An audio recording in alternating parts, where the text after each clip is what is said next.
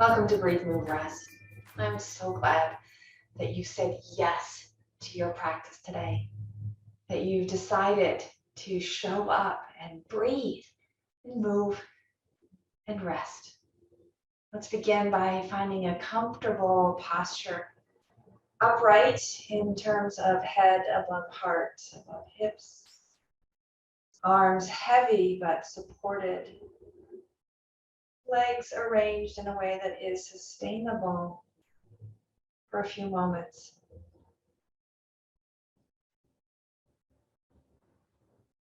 As you land into this tender space, this practice place, use your senses and just affirm that you are safe, free from distractions. Notice the sounds and the temperature and the conditions in your environment so that you can recalibrate that this is safe and that does not require your attention.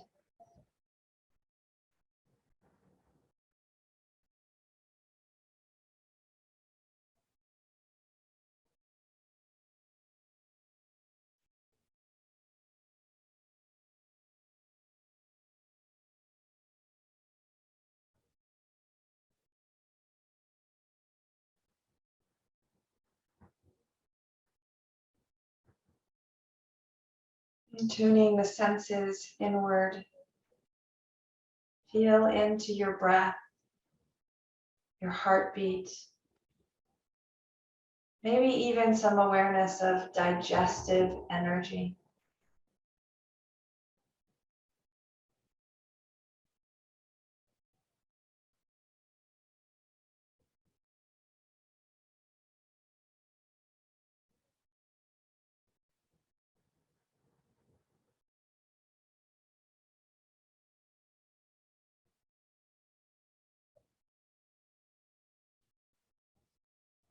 Begin to lengthen the breath, lengthen in time and increase perhaps in volume.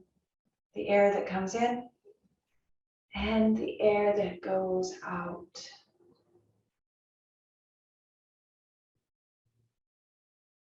For sure, yes, feeling that fullness at the peak of the inhale, and maybe even feeling that emptiness at the bottom of the exhale.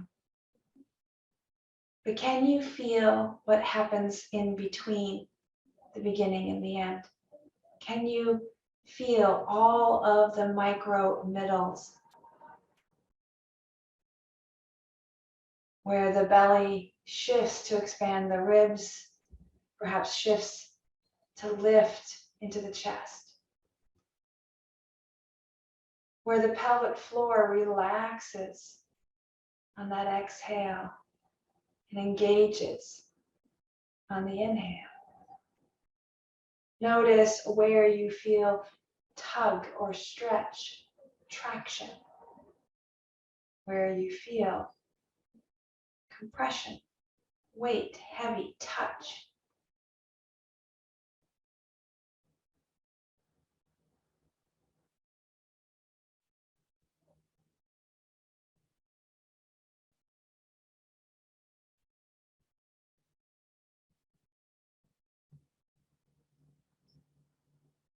As we turn our senses inward, we let go of that need to pay attention to the outward. But the same can be done once we've checked in on the inside. We can start to tune out that which isn't in alignment with our intention today. Letting go of everything else in terms of our expectations, into our stories, letting go of attachments on what yoga is supposed to look like or feel like or include or exclude.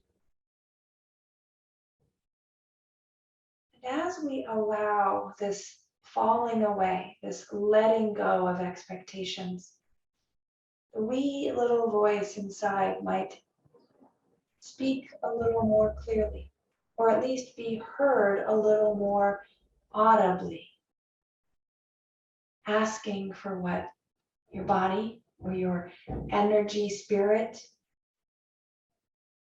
or your mind needs.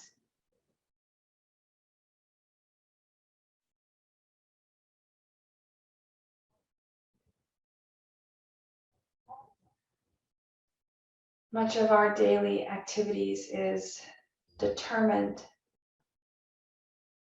by what needs to be done, expectations and commitments and obligations of simply maintaining life.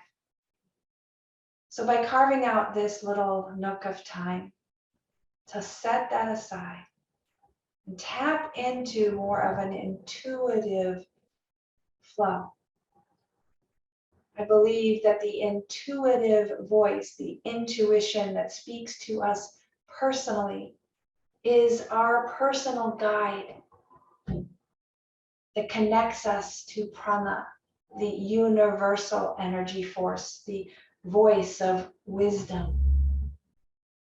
But given my biology and my biography, wisdom might speak a little different to me than to you. And yet wisdom unites us. Wisdom is always rooted in love, which means our intuitive voice is also always rooted in love. It doesn't mean our intuitive voice doesn't poke or challenge us, but it does so for our growth and transformation, our improved wellness and vitality. So you are welcome to follow along, mirroring what I do in my body and what I share in words. Or take just what you need and let it be interpreted from your intuitive perspective to apply into action and inaction, doing and non-doing in your practice, your body's movement, your mental attention, your emotional cultivation.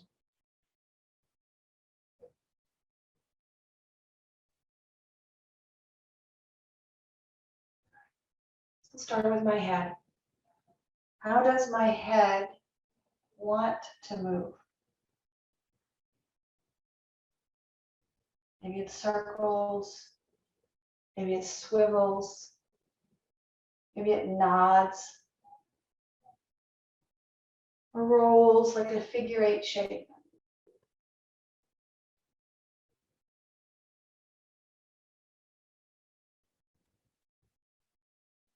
All the little cracks and crinkles that I hear. I'm not concerned as long as there's no pain.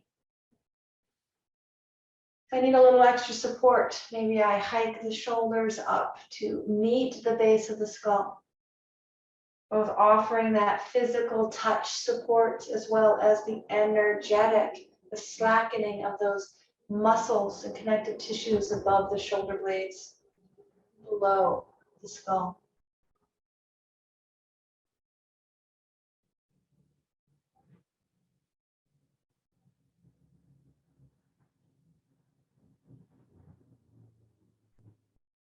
Now what's captured your attention here? Maybe it's something that you feel as a result of moving the head, shoulders, or spine.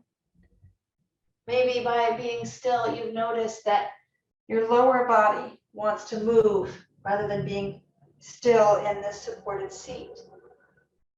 As you begin to honor what you're feeling, know that eventually we just want to touch all of the joints, all of the places that our bones come together in collaboration for movement, for stability, for strength, and dexterity. So I've moved into a cat and cow. Maybe you've moved down to roll your ankles or circle your shoulders. Adding a bit more movement and energy opening and closing my arms, starting to open the front of the shoulders, the back of the shoulder blades, and into the spine.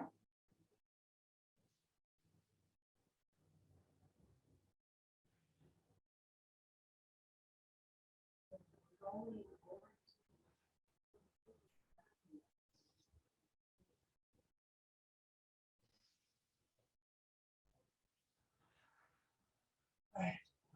That shoulder lubrication, I'm finding I want to roll the spine, a bit of a circling above my waist.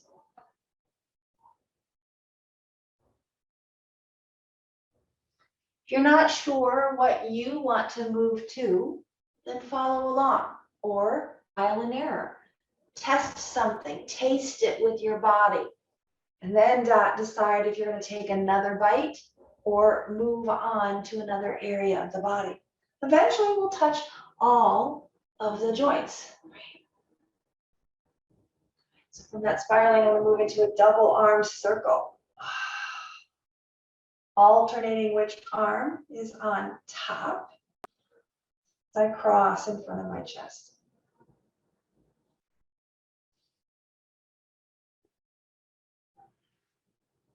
Not much like the snaps and crackles of my neck. I get a lot of popping in my shoulders, probably related to earlier injuries and just the design of the shoulder itself.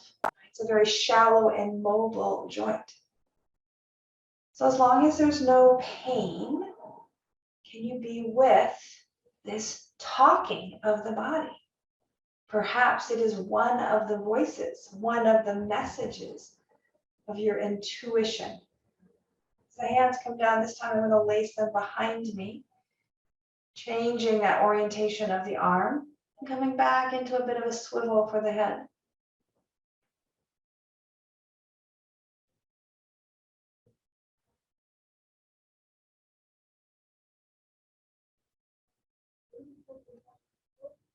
Good. When that's ready to transition, transition. When it's ready to be released, release. I'm going to move into a lateral fold, letting go of perhaps what this is supposed to look like. I'm going to repeat one side, up and over, letting myself focus on just this side sensations. Got my base arm for support. And the top arm, whether it moves or not, notice what you feel. This time as I bow over, I'm going to pause and then bring that top arm back as I look up, getting a bit of a spiraling rotation. Closing down, hand might reach towards the floor. So we've got a spiraling of the spine, a circling of the shoulder, and a bit of a flexion through the belly, through the hips.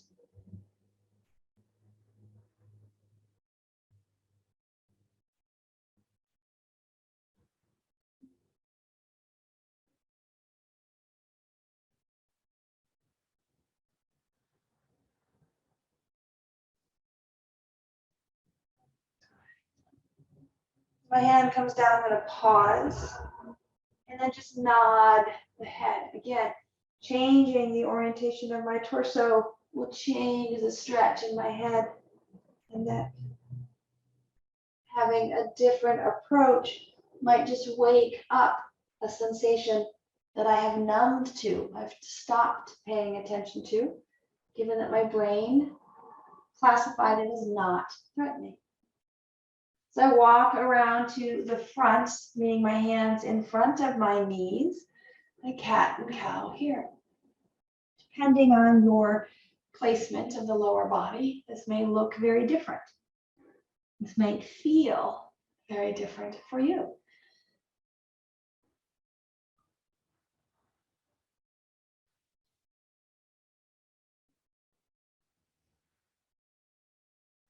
Good.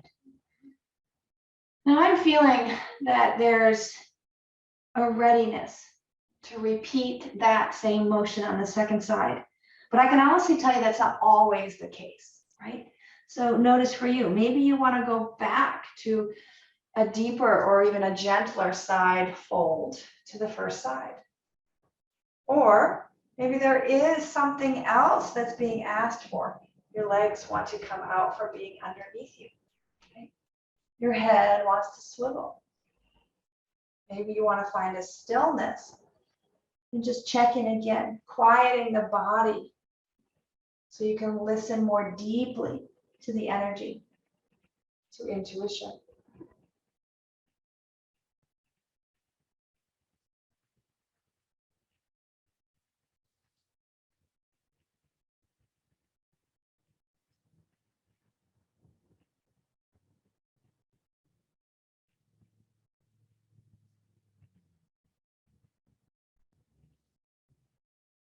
We hear it all the time, right? From teachers who say, I'm just not inspired. I can't show up for myself. Right? To practice. Well, start simple. Just show up and breathe. And then explore where the body wants to move. But the same is true for those of us who are just looking to cultivate a little more attention to our way of being in the world. By showing up and breathing, hence the simple strategy of breathe, move, rest, we can meet ourselves just as we are and adapt on the fly, given this simple strategy of moving each of our joints, every connection of bone to tissue, for mobility, for stability, adaptation, and engagement.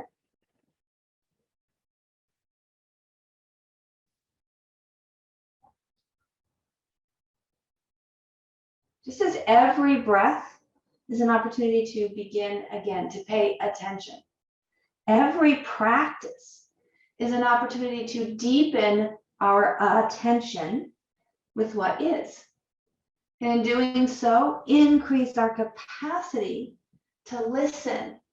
And from that listening, choose wisely, adapt. This is tapas. This is how we cultivate tapas and welcome inspiration. Welcome intuition to guide us into inspiration, aliveness.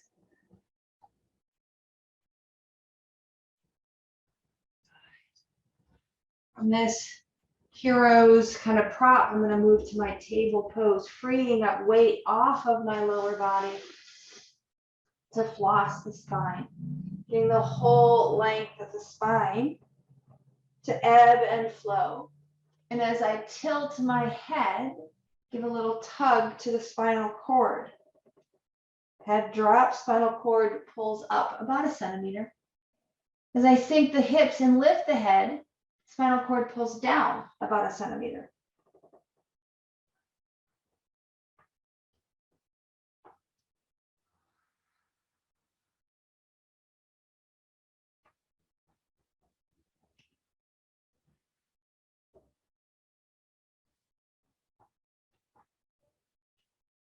Good. Moving back to a muscular intention, I'm going to widen my knees and bring my toes together. And just check in on this shape as I rock, sway, and circle the hips.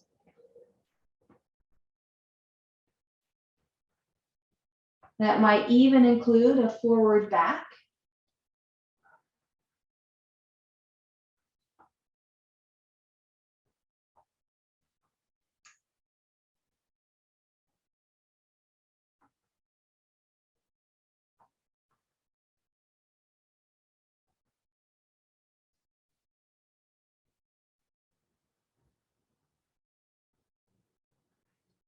Now I'm going to transition to more neutral, bringing my knees at about the hips width. And resuming that same flow of the body forward and back. And noticing how that shifts where there's room to open and lengthen.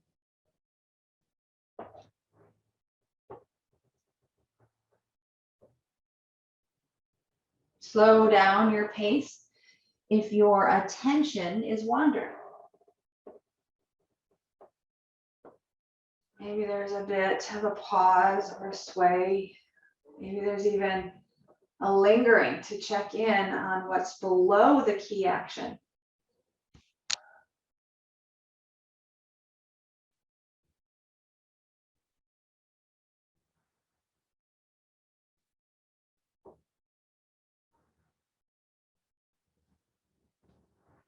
And then check in. Again, maybe there's a desire for a bit of an extended rest. Maybe there's even a desire to engage and lift the body a bit off the floor. Downward dog, child's pose.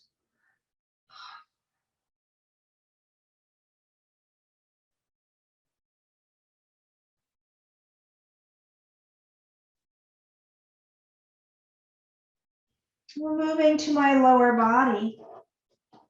Circle out the ankles and the toes. My wrists are a bit fatigued right now, so I'm going to come on down to my forearms. I'm going to add some wrist swivels and forearm flips while I circle my ankle or not.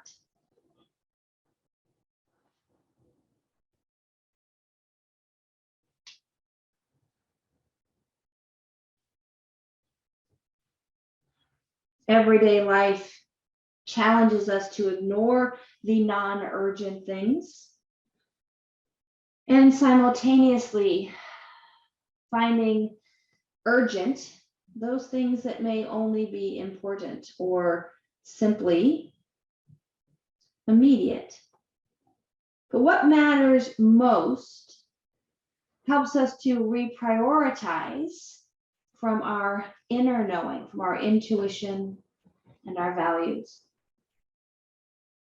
And right now, all that matters is that you're breathing. And everything else will come from that paying attention to your breathing. You might not recognize that intuitive voice at first, and so test it. Listen, try what it says in a safe way, and then reevaluate.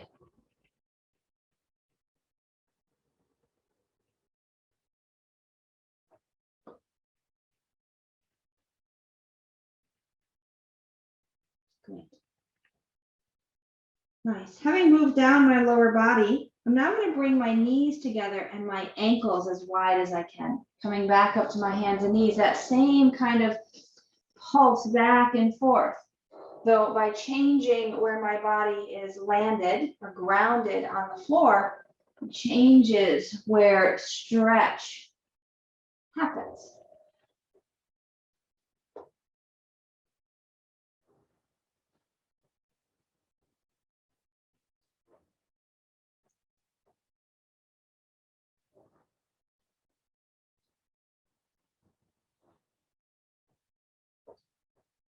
I think I'm just about ready to come down for my rest, having moved my body.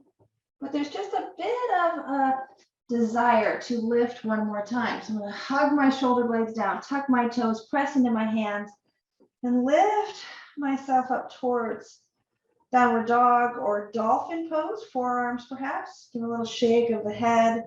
Check in on the back side. Notice what you feel, what feels good.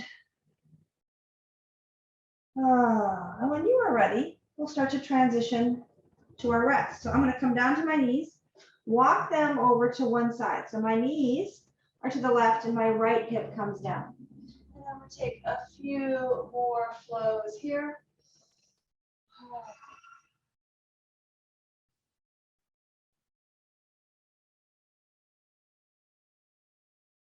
All the way around, facing my feet, planting and lifting through my heart. Bend the elbows, cow to cat. Here's the cow, heart lifts, hands pressed, chin opens. Here's the cat. Very different energy than when we're on our hands and knees.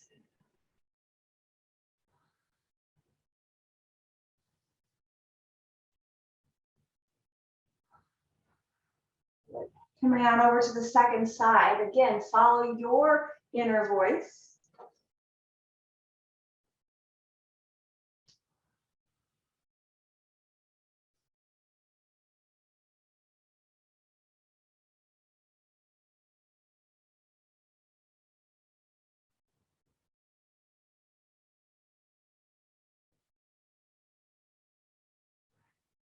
Facing back towards the front, one ankle will cross the other for a figure 4.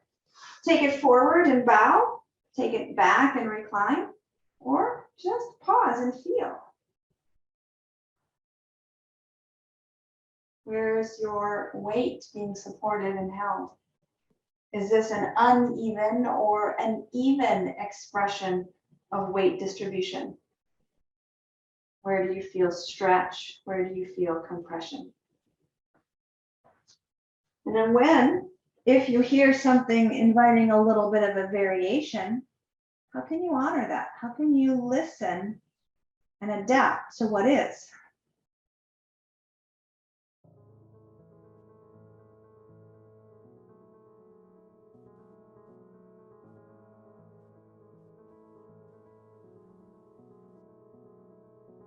And then one side to the other, or whatever intermediary release feels good.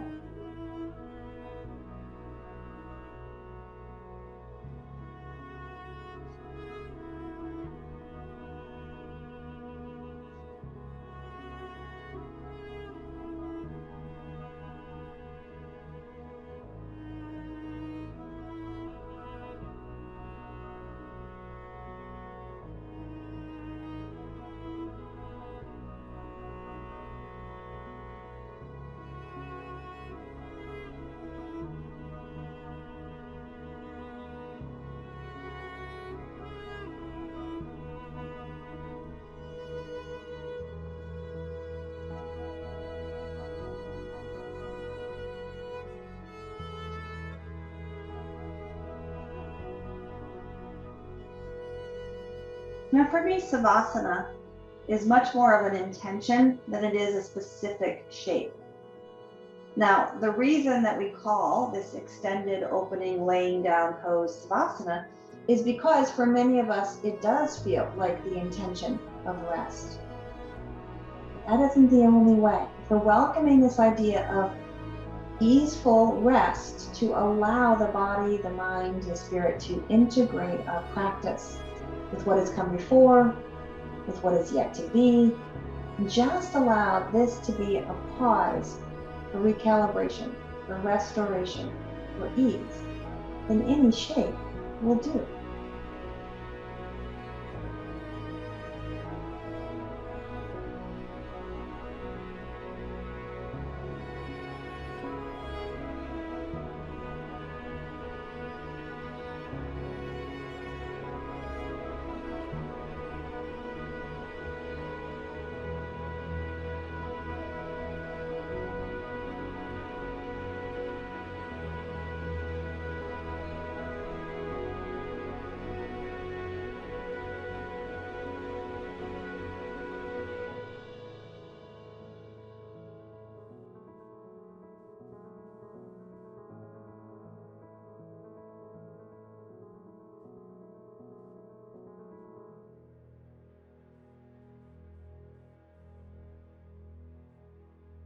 As we transition back into your day, back into what's next, the temptation might be strong to expedite your rise and your return to the day's tasks.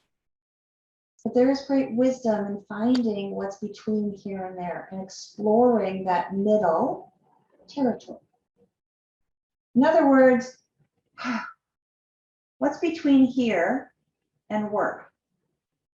Our closing blessing. What's between here and our closing blessing? Maybe some gentle movement.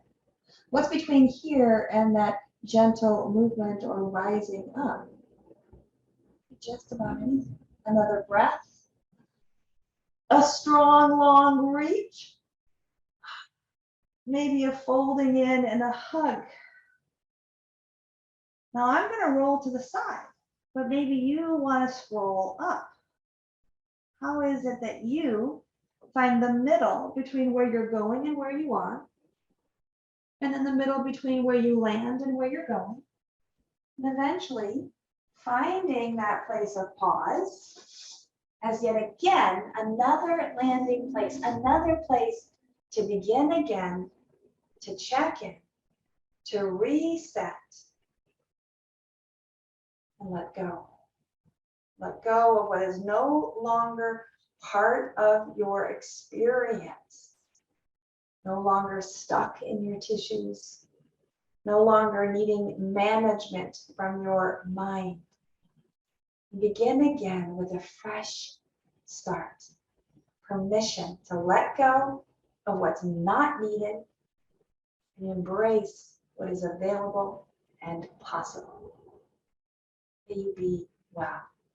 May you breathe deeply and move freely, labor lovingly, and live vibrantly. Namaste. Thanks so much. And good luck listening for that intuitive voice, that maybe inner whisper of love, compassion, of encouragement and affirmation. It's there.